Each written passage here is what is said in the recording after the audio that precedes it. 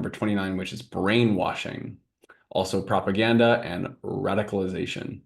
The Cold War era fantasy that an enemy can instantly win over or radicalize an unsuspecting audience with their vile but somehow unspeakably persuasive propaganda. Example, don't look at that website, they're trying to brainwash you. It kind of does remind me of the movie Don't Look Up, if you've seen that. Mm-mm. Um, Don't Look Up is a important movie about like deliberate ignorance, where it was essentially a Trump character was in power, and there was a comet hurtling towards Earth, and everyone was going to die. And the scientists are like, we have to spend money to fight against this. And what would be deemed as the Republican Party is like, no, it's not there. And then when the comet was so close that it was clearly visible, they're just like, don't look up. They're trying to trick you. It's like, Mm. fuck, dude. Yeah. Yeah. It's interesting. Sorry for interrupting, but You're it's good. I'm wondering what the comment would be for because I feel like it doesn't matter Democrat or Republican. climate change. Oh yeah, for sure. For sure. Yeah, because I feel like both parties do this. It's just I'm curious, like that makes sense about yeah, climate change for sure. Yeah, 100% on the Republican side. All right, let's see. Hop back in. So the term brainwash, okay, historically, brainwashing refers more properly to the inhuman argumentum ad baculum of beating an argument into a prisoner via a combination of pain, fear, sensory or sleep deprivation, prolonged abuse, and sophisticated psychological manipulation. Also, the Stockholm syndrome. Such brainwashing can also be accomplished by pleasure, love bombing. Did you like that? I know you did. Well, there's lots more where that came from when you sign on with us. Also see bribery. An unspeakably sinister form of persuasion by brainwashing involves deliberately addicting a person to drugs and then providing or withholding the substance depending on the addict's compliance. Note, the other side brainwashes. We never brainwash. Got it. So, oh, okay, that's an interesting distinction. So if in this scenario, if one was attempting brainwashing, according to this fallacy, it wouldn't be called that. It would be called something else because this fallacy is about identifying another side doing it or another side or another thing doing that. Am I reading that right? Honestly, I was distracted by the love bombing, um, because I have done this. Hmm. This happens in when I was in the cult that I was a part of. One of the things that was taught for me to do to other people as a leader there was whenever the uh, person would go through something challenging, whether it be good or bad, and there was this perspective of even if the thing was bad, um, it will still eventually have a good outcome. And sometimes that was not true, straight up.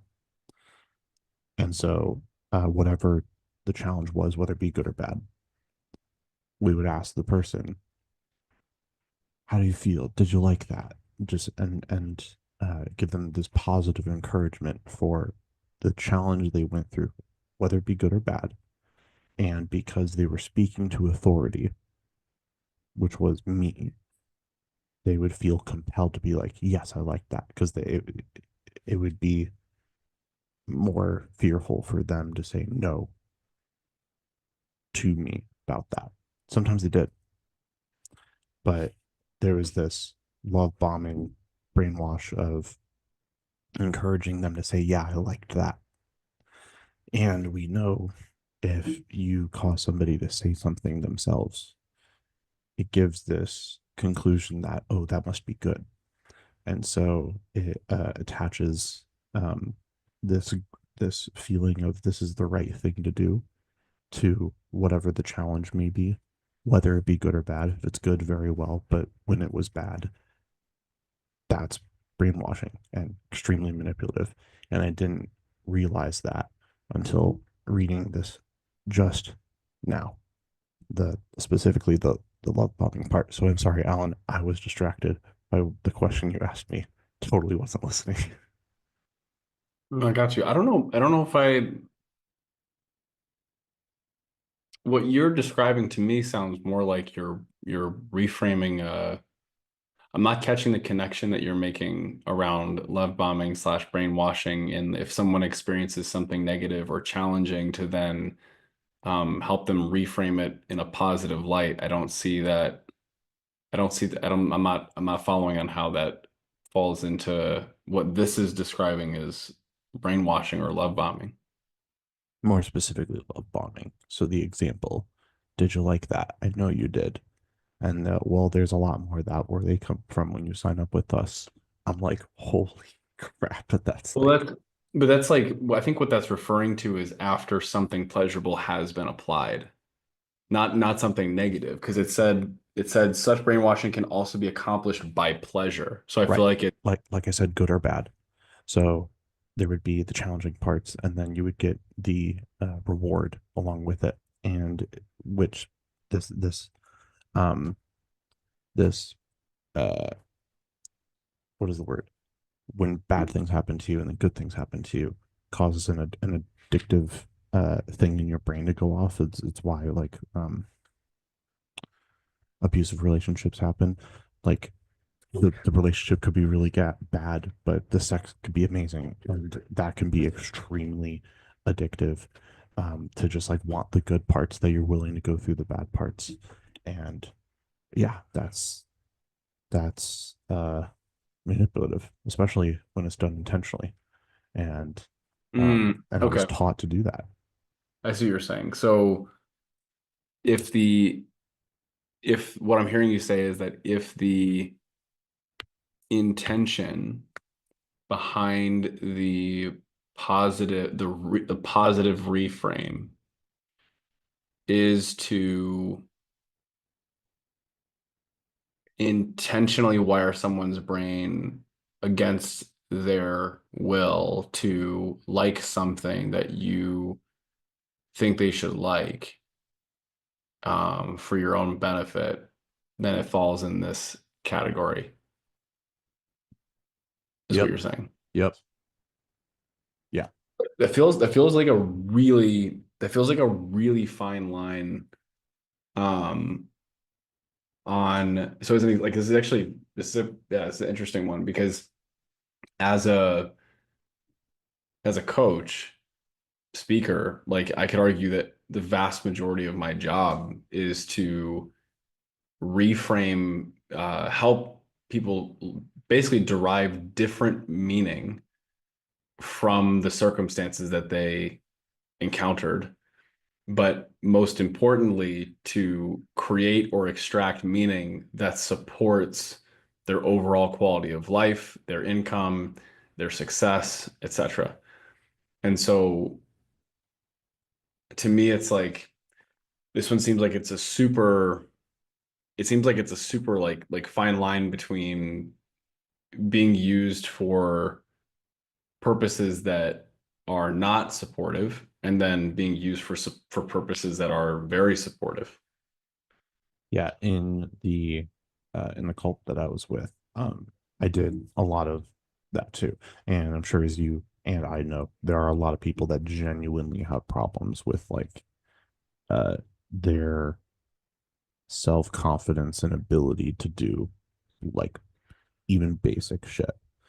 And Yep. so I think that that is extremely helpful when you know like the things that they want to do aligns with the things that they ought or need to do. That's to me is just, or to me and you are extremely basic.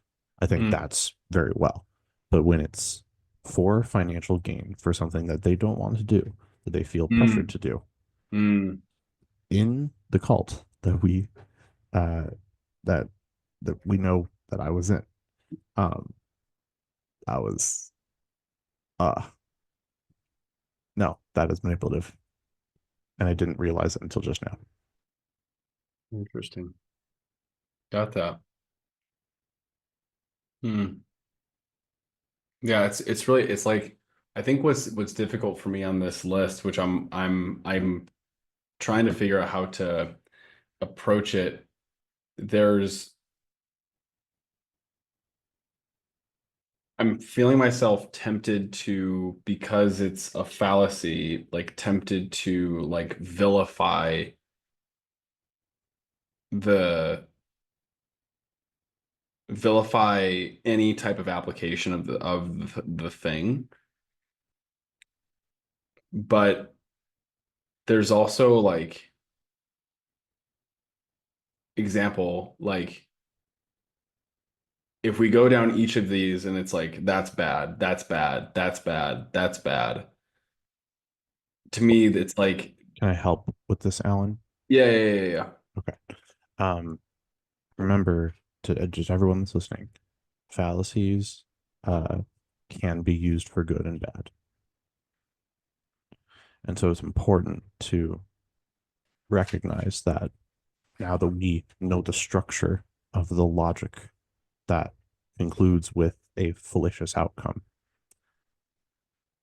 that we are doing the responsible thing to make sure that it's within whoever's best interests, and not just because the the means outweigh the I forget what that term is, but like when I was in the cult, um, the conclusion was like, oh, as many people need to be here as possible. That's what's best for them. So by any means necessary, you need to get as many people here as possible, even if sometimes they don't like how you do it. It doesn't matter because they are still going to be Yeah, better off.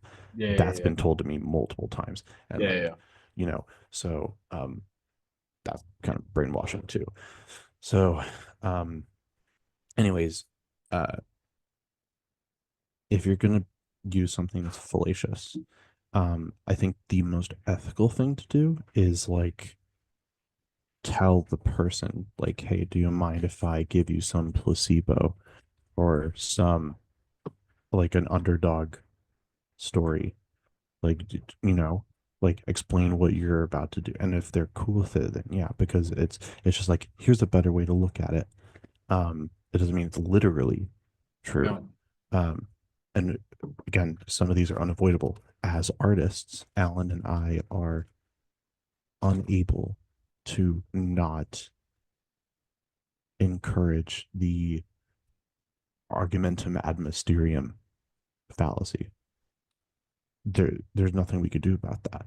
So the fallacies themselves can be used for good or evil, and unfortunately, most of the time, because I think it is intentional, but most of the time, I do think that most of these are used for evil purposes. Again, unintentionally. Yeah. I think my like I like your approach to I like your approach to like hey like informing someone beforehand. Like oftentimes what I'll a lot of the times when I'm offering something up, so a reframe to a client or to an audience, one of my favorite reframes is I'll say, hey, are you open to an alternative way of looking at the same situation? And they'll say, sure. And I'll say, and by the way, I was like, you can try this on like a sweater, put it on, see what you think. If it fits, if it feels good, if it's snug, if it's comfy, and you're like, yep, this is a good sweater, and you want to make that your sweater, you can make it your sweater. And if you try it on and it's scratchy and it's uncomfortable and you break out in hives, then you don't have to wear the sweater. I try to like preface it in that way. So it's like, here's how I would look at it differently that might be more empowering by my model of the world, but you don't have to take it on if you don't want to. And to me, it's like, I think that as long as the person who is speaking, orating, leading, because I think that something that's really important to also be like touching on around this topic is like leadership, the act of the act of deciding to tell a group of people or an individual, we're going this way because this is where we're going. Like that is it is a natural part of how things function. Like example, if a CEO of a company every time they did anything, they needed to ask for permission or have everybody sign a big document on what should we do. Nothing would ever get done, and the company would likely fail. So it's like there is some need for like leadership, and I think it's like for myself, it's like I think as long as the leader is the, and this is difficult to measure, difficult to measure. So I'm just like saying with a grain of salt on that. But like I think that as long as the person who's leading, they are actively prioritizing the we've used this word before, the sovereignty of the people they're speaking to, prioritizing them to be empowered to make their own decisions. I think that that is the best thing that someone can do next to warning people or letting them know that a fallacy is going to be used. Um, yeah, because to me, it would, I think there are situations where there are situations that I can think of where constantly needing to prepare someone for a fallacy all the time, I think that could actually hinder progress. And so I think it's important for someone to first and foremost just have people's sovereignty in mind and protect that. That's like it's a responsibility of a leader to protect the people that you're leading. That makes sense. Yeah. If uh I mean, hopefully you shouldn't need to use fallacies all the time because Yeah, if you do, then it's like I I'm I'm less convinced that there's any merit. right. Well, the intention is to mitigate, right? But I mean, yeah, I'm not advocating for using fallacy left and right. But what I'm saying is I think that if one were to say anytime that you use a fallacy, you must, preface it and make sure that the world is warned beforehand. I Sure. don't know if that's totally practical. Sure. When it comes to argumentum ad mysterium, yeah, like what were we gonna say before every movie I make? Like, don't enjoy this too much. Like, you know. Um, so very well.